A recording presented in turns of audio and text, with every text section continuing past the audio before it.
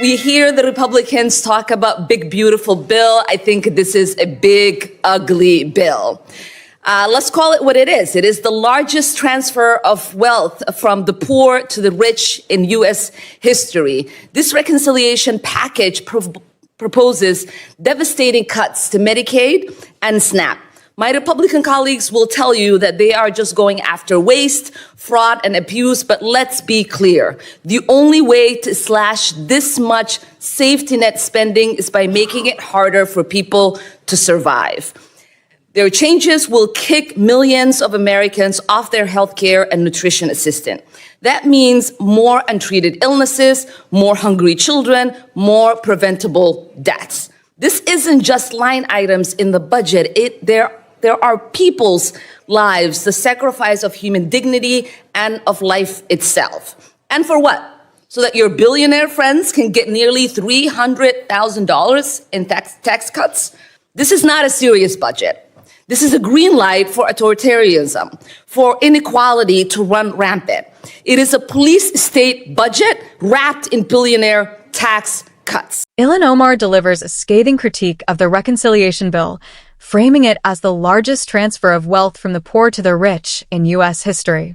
Her speech meticulously outlines the consequences of the proposed legislation, particularly the devastating cuts to critical programs like Medicaid and SNAP, which she argues would make survival more difficult for millions of Americans. Omar emphasizes that these cuts are not abstract line items in a budget, but real-world measures that directly impact human dignity and life itself, resulting in untreated illnesses, hungry children, and preventable deaths. She highlights the hypocrisy of the bill's defenders, noting that while they claim to target waste and inefficiency, the reality is that their policies overwhelmingly benefit billionaires, granting them massive tax cuts. Mr. Gill from Texas is recognized for 6 minutes. Thank you, Mr. Chairman. And first of all, thank you for all of your hard work. I'm thrilled about this piece of legislation as it's getting started. This reconciliation bill, I believe, will balance. It will extend the Trump tax cuts for the working class so that they don't experience the biggest tax increase in American history, and it'll grow the economy. But of course, it will also help us to implement the Trump agenda, which is to clean up the chaos and destruction that Joe Biden unleashed on our country over the past 4 years. It will help us fund the mass deportation of illegal aliens who have been murdering and raping and pillaging American citizens. It will help us unleash our fossil fuel energy sector, and it will allow us to rebuild our military. And of course, it will help us implement DOGE, which this amendment targets, among other things. As DOGE has been rolled out, I think it's been a bit curious because I found that so many of our colleagues on the other side of the aisle have not been upset about the waste, fraud, and abuse that this process has uncovered. Rather, they've been angry that the fraud has been exposed at all. Brandon Gill, recognized for 6 minutes in Congress, begins his remarks by expressing enthusiasm for the reconciliation legislation while framing it as a continuation of the Trump-era policies designed to stimulate economic growth and protect the working class. He emphasizes that the bill will prevent what he calls the largest tax increase in American history, portraying it as a lifeline for everyday citizens while reinforcing the broader economic agenda.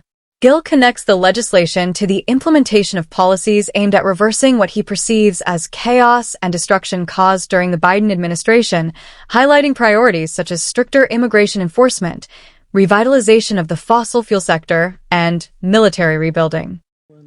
We found that for decades, the administrative state has been weaponized against the American people. We can give example after example of flagrant abuses of American taxpayer dollars. We've heard of some of them earlier, but I'll name a few more. $1 million spent to boost French-speaking LGBTQ groups in West and Central Africa through the State Department. Almost $50,000 on a transgender opera in Colombia, also through the State Department. Over $7,000 for a BIPOC speaker series in Canada through the State Department. I think it's worth noting that normal, sane Americans don't know what BIPOC means, and neither do I. $80,000 for an LGBTQ community center in Slovakia, and over $16,000 for a united and equal queer feminist discourse in Albanian society, whatever that is. Gill delves deeper into the federal government's alleged misuse of taxpayer funds, presenting a detailed account of expenditures that he views as wasteful or ideologically driven. He cites specific examples, such as $1 million to promote French-speaking LGBTQ groups in West and Central Africa, $50,000 on a transgender opera in Colombia, and over $16,000 for queer feminist discourse in Albania. Each example is framed to illustrate the disconnect between taxpayer dollars and tangible benefits for American citizens. He criticizes left-leaning media funding and welfare payments for non-citizens, portraying these expenditures as emblematic of a broader pattern of bureaucratic mismanagement. Gill challenges his Democratic colleagues to justify these allocations, asserting that the American people would find them morally and politically objectionable. Through these points, he paints a picture of a federal government that prioritizes niche ideological projects over practical services, portraying himself as a principled defender of fiscal responsibility and transparency. His rhetoric is designed to provoke both shock and reflection, emphasizing the divergence between public perception and government practice.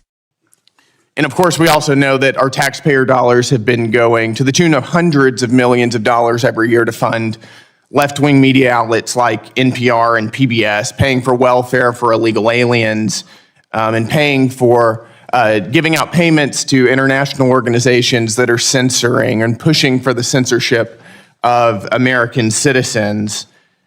Our own federal government is using taxpayer dollars to promote ideologies that tens of millions of Americans find utterly repulsive.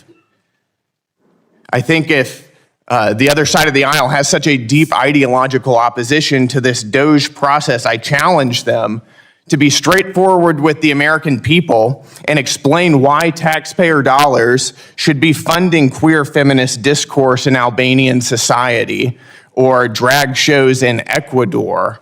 I don't think that they will, but I would love to see it if they did. Brandon Gill shifts focus to contemporary political movements and figures, specifically linking the DOGE initiative, Elon Musk, and President Trump's agenda. He argues that Elon Musk, as a Democratic actor aligned with these initiatives, enjoys greater legitimacy than faceless bureaucrats, reinforcing the idea that reform and oversight can be driven outside traditional governmental frameworks. Gill contextualizes the DOGE movement within Trump's broader political mandate, asserting its popularity and effectiveness in uncovering fraud and promoting efficiency. He frames the movement's high approval ratings as a contrast to declining confidence in the Biden administration, suggesting that innovative approaches to governance, even those led by private sector figures like Musk, can deliver results more efficiently than established political institutions.